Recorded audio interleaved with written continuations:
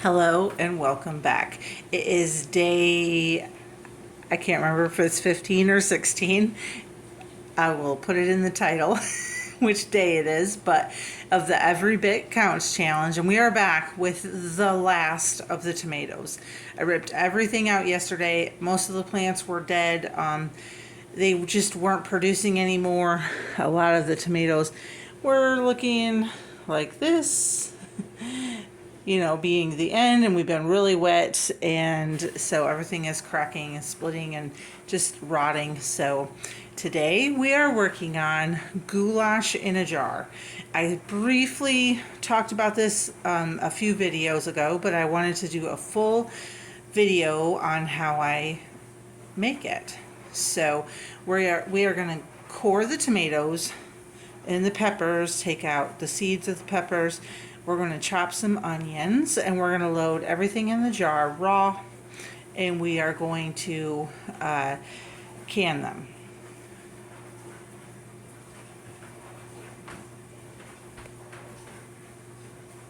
I'm sure everybody knows how to core a tomato by now, but for those who don't, we're just going to cut out the stem part of the tomato. And then I am going to slice it into a few slices, and this is going to make a mess. It's a tomato, it's juicy. And then I'm just going to put it in my slicer, and boom. So easy. I'll just do one more.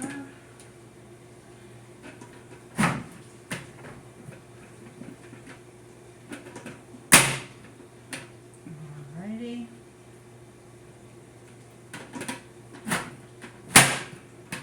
The peppers are the same way. We're just going to cut this top out.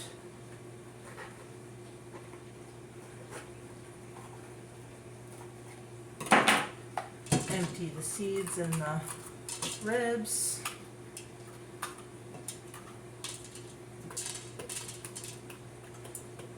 Alright. Now this is just a green bell pepper from the garden. And I'm just going to slice them into flat pieces. As long as it doesn't touch the sides, the chopper will get the job done. Beautiful. Alright. So you get the gist of it. That's all I'm going to do. The onions are still going to make you cry. I've not found a way that the onions are going to be kind and not make you cry. And this chopper makes it really quick though. So I have approximately, I'm not really sure on the poundage of tomatoes. A lot of them are cherry tomatoes, so that makes it a little bit smaller. But I'm going to use the cherry tomatoes and the large tomatoes, just every single tomato I've got. The ones that don't look great, we're just going to cut the bad spots out and use them.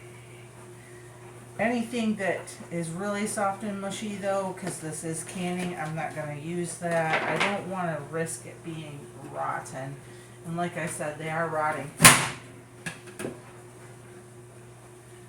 See, I love this chopper. It definitely was one of my favorite kitchen buys. So, just going to keep chopping everything up, slicing and chopping until we get everything into our pan. Now I'm going to put everything in a pot, but I am not going to cook this down. I've got my large stainless steel pot. I'm going to put everything in there. I'm going to let it sit probably about an hour-ish. I'm going to put a few tablespoons of salt over the top just to help draw the moisture out. And the reason is I want that moisture to put in the jars with tomatoes. Because they are raw, more juice will come out, but it's always good to have a bit of juice in the jars to start out with. I'm not going to be adding any meat to this.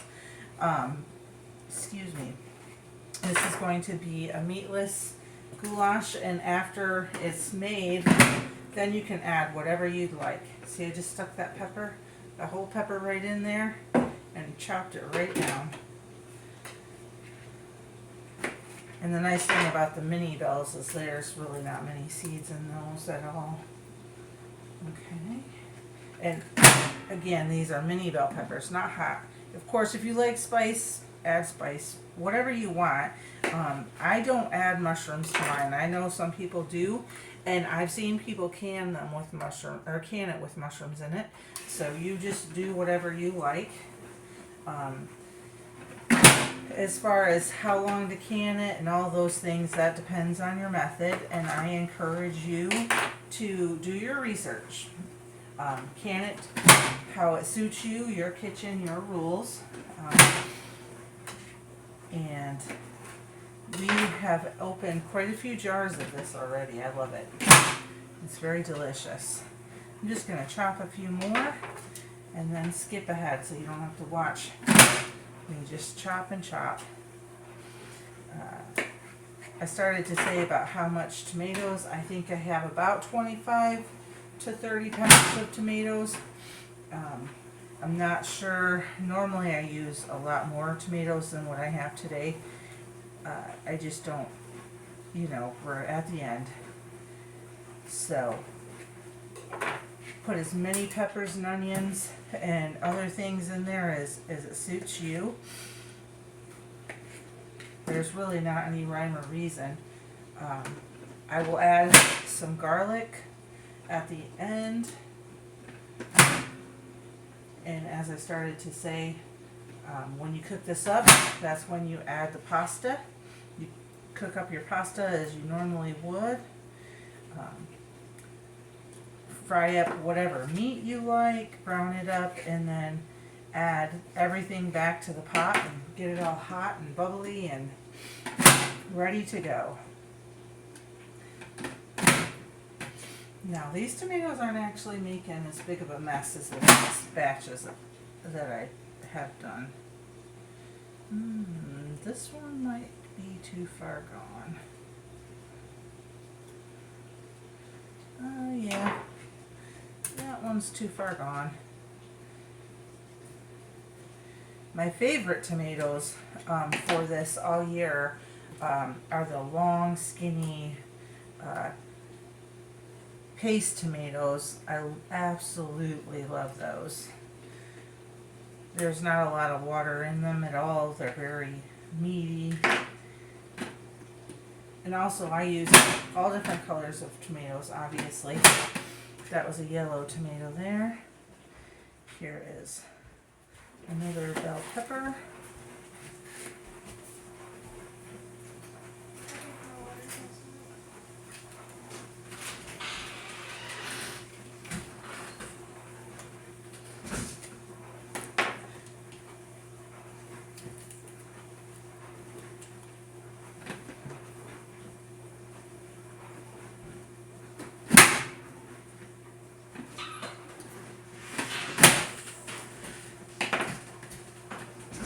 Alright, I'm going to go ahead and finish chopping all this, and I won't make you watch all of that.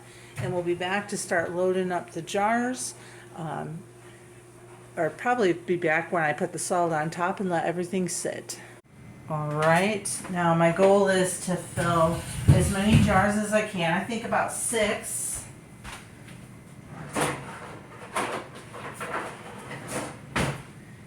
These are quart-sized jars.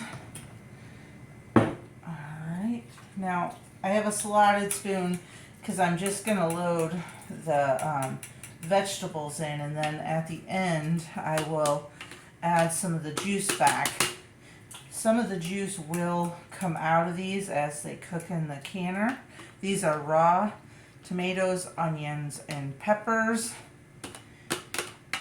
And I did add salt to draw out the moisture. I did not add any other spices. You can definitely add more spices if you like anything that you like, but I like to just keep it neutral. So when I am cooking, I can decide what I want to add. 1 second.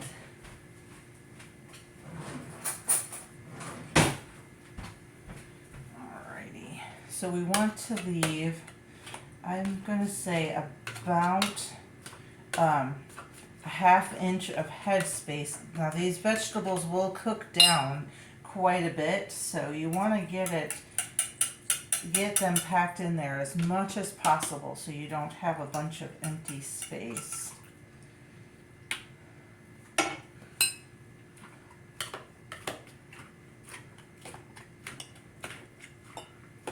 Now, you can already see how much liquid is collecting. I may have to drain some of that out if it's too much. Just finishing packing all the veggies in there. Yeah, there's a lot of liquid in there.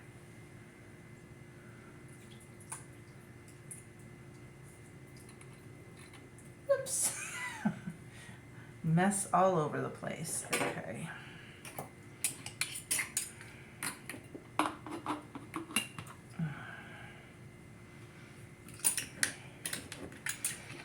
Get all the air bubbles out. See, I don't even need to add any of that juice in because there's so much juice in these vegetables already. So just take a little bit more of the juice out and pack the veggies down in there a little bit more. All right, now I have the headspace that I want. As I said earlier in the video, I think I had about 25 pounds of tomatoes, maybe more, maybe less. I will put the recipe for 8 quart jars, which is what fits in my canner. The normal recipe. I don't think I'm going to have enough for 8 this time because these were the end of the season tomatoes, so I just had to go with what I had. You really could use any kind of tomatoes. Peppers, onion, garlic. You could probably throw spinach or mushrooms or, you know, whatever you like to have in your goulash.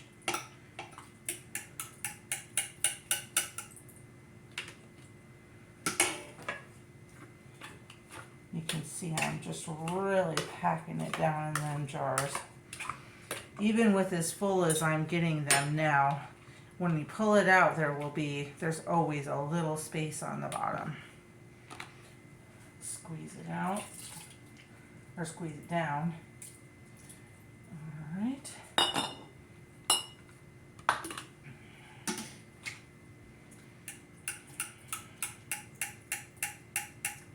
You could also add some Italian seasoning to this if you'd like, or some fresh basil, any kind of herbs that you like that are coming in and out of the garden right now would be really yummy in here.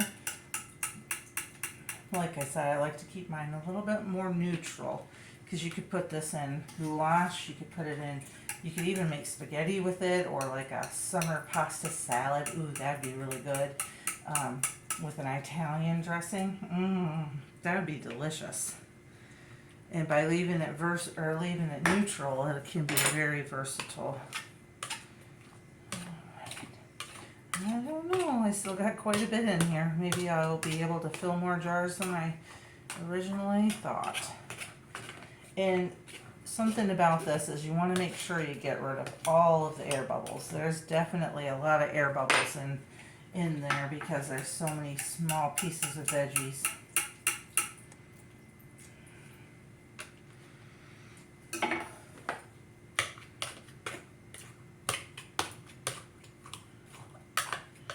Oh, and last time I used my chopper, I had some people ask if I could tell them where I got mine. I know they have them on Amazon. I don't have an Amazon store set up, but I know if I can find one similar, I will link it. Okay. See, I'm not even going to have to add any juice at all to any of these jars.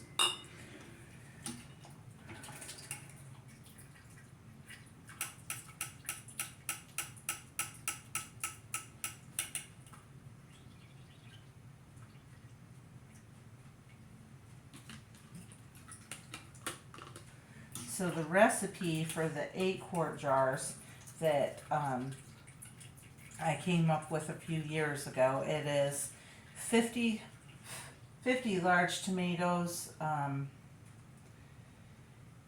let's see, 10 bell peppers, 5 onions, and depends on your liking for the garlic. I usually use about 5 heads, not cloves, heads of garlic in mine. My husband loves garlic, my son loves garlic, and then I use 3 tablespoons of salt over top of the vegetables just to draw out as much of the moisture as we can. And like I said, I will put that in the description of this video as well.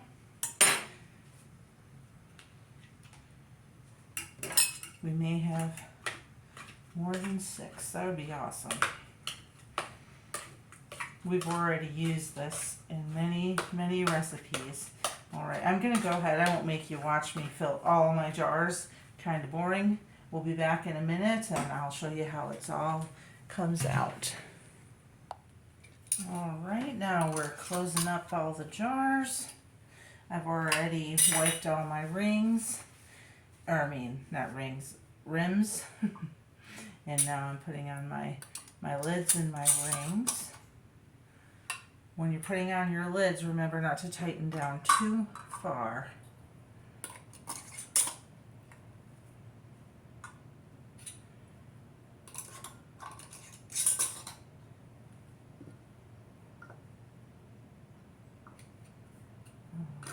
Now these are going to go into the water bath canner, and I'm going to water bath them for 45 minutes. Water bathing, for those who don't know, is a big pot with boiling water. You want to keep the jars off the bottom with a rack or a towel.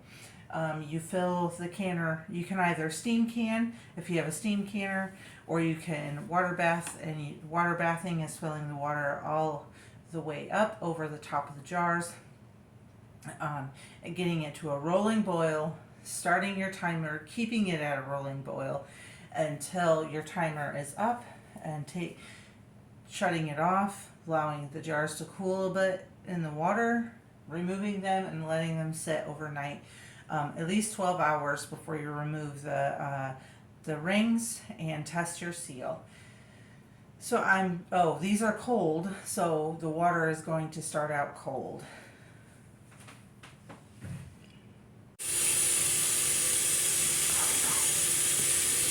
So I just did a whole bunch and I wasn't even filming.